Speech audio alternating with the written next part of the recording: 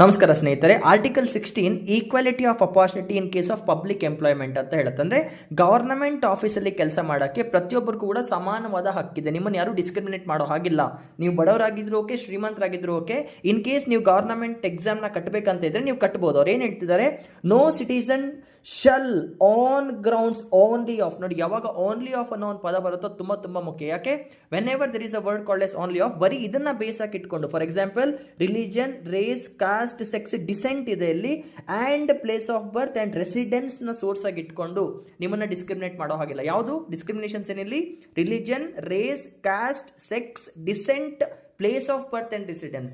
For example education ನ condition ಆಗಿಟ್ರೆ ಅವಾಗ ಎಕ್ಸ್ಟ್ರಾ ಗ್ರೌಂಡ್ಸ್ ಆಗುತ್ತೆ. ಫಾರ್ ಎಕ್ಸಾಂಪಲ್ ನಿಮಗೆ ಕ್ರಿಮಿನಲ್ ಕೇಸಸ್ ಇದ್ರೆ ಈಗ ಪಬ್ಲಿಕ್ ಎಂಪ್ಲಾಯ್ಮೆಂಟ್ ಬಿಡಲ್ಲ ಅಂತ ಸ್ಪೆಷಲ್ ಪ್ರಾವಿಷನ್ಸ್ ನ ಆಡ್ ಮಾಡಬಹುದು. But only religion, race, caste, sex, descent, place of birth and residence ನ ಇಟ್ಕೊಂಡು ನಿಮ್ಮನ್ನ ಡಿಸ್ಕ್ರಿಮಿನೇಟ್ ಮಾಡೋ ಹಾಗೆ ಇಲ್ಲ.